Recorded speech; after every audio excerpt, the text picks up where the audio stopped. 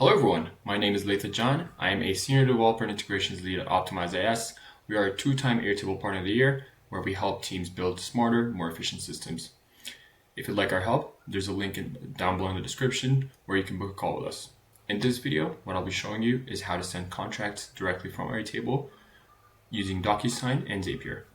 So what I have right here in Airtable is a simple contracts table, which I'll be using to trigger Zapier in order to send some documents. So in this case, this will be the recipient over here, and then I just have some information that will populate this contract.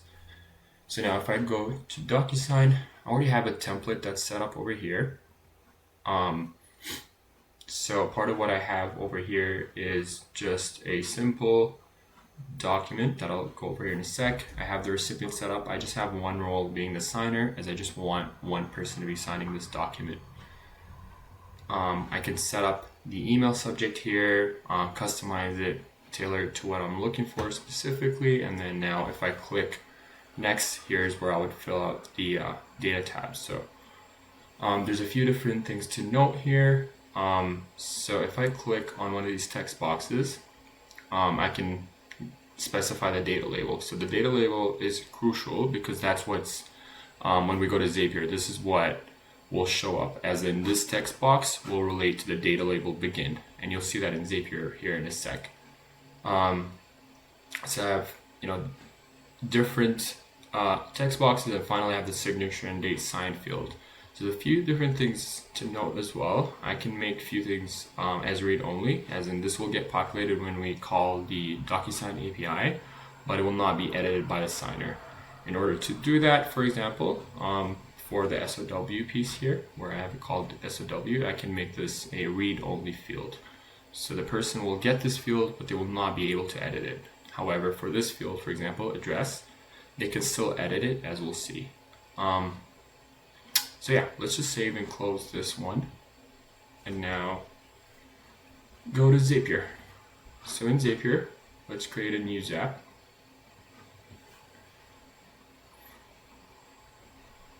And our trigger will be Airtable. But before we set up our trigger, let's go back to Airtable. So what will be the field that actually triggers this Zap? So for that, we'll create a checkbox. We'll just call it send to DocuSign. And another thing that we need to add here as well is the envelope ID. So the actual ID of the envelope being sent with DocuSign. And this is very important in order for the next steps. If you wanted to bring back the signed contract, the people who have already signed the contract, this helps us identify the contract specifically. So we're just going to have envelope ID here. And then that's really all we need to do. Again, you can customize it. You can capture the exact moment that this contract has been sent. And then now what I'm going to do is I'm going to create a new view. I'll simply call it contracts in DocuSign. So this is crucial because what we want it to do is we want it so that once the person in Airtable checks send to DocuSign, it enters this view, and that's when it gets picked up by Zapier. So yeah, again, we can have a timestamp to capture the exact moment in which we sent it to DocuSign. We can also have a status field for contracts, so not sent, in draft, sent, waiting for signature, and then finally completed. So right now we have this view set up, and now we're ready to create the Zap. So what we're going to do is just simply have a new record, and then we're going to select our account here.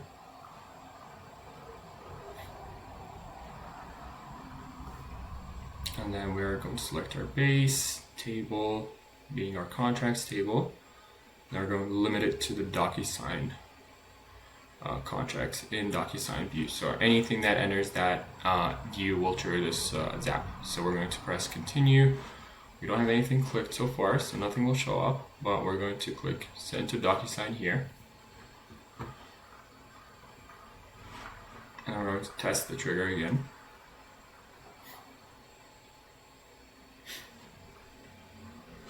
As you can see, it pulled this record. So now we can continue with the selected record. Now we're going to have our second action, which will be send using document. Select our account. So the Zapier and DocuSign connection is an OAuth2 connection, but no credentials are stored. And then we're going to select the number of document modules, just being 1, and then our document source is the DocuSign template. And now it just takes a second here to see what's the template that contributes to this envelope. So in our case, it'd just be the DocuSign demo. So now it'll show all of the different fields on that envelope. So as you can see, as I was showing you, those data labels from our document will show up here now. So now when we're setting those up, let's start off with this signer email, for example. You can just pick this address, and then again, those are the custom fields that we have in the template.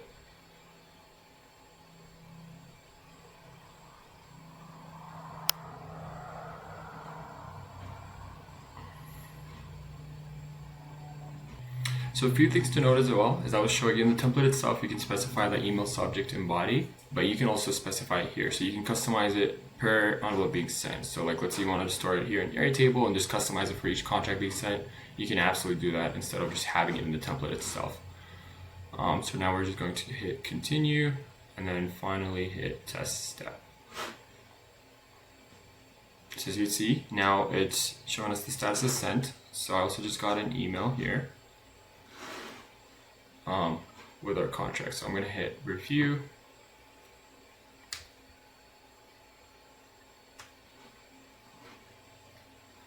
As you can see, it populated our contract with the information that's coming from Airtable.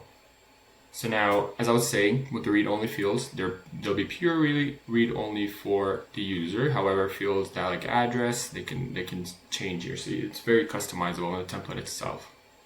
So now the last step that we want to do is we want to bring back our signed our envelope ID into Airtable. So what we're going to do is just update record.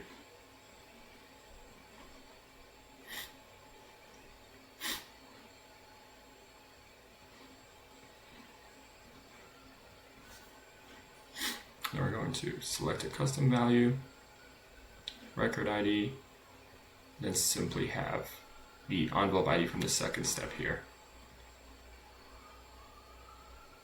And then all we have to do is just click on test. So as you can see, it brought back the envelope ID. Now what the envelope ID will help us, as I'll show you in future videos, is it'll help us bring back the executed contract into Airtable.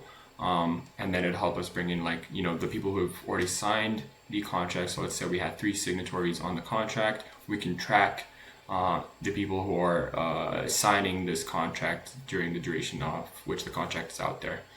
So yeah, this is a pretty simple demo. If you'd like our help with this integration and more, there's a link down below in the description to book a call with us. Thank you for watching.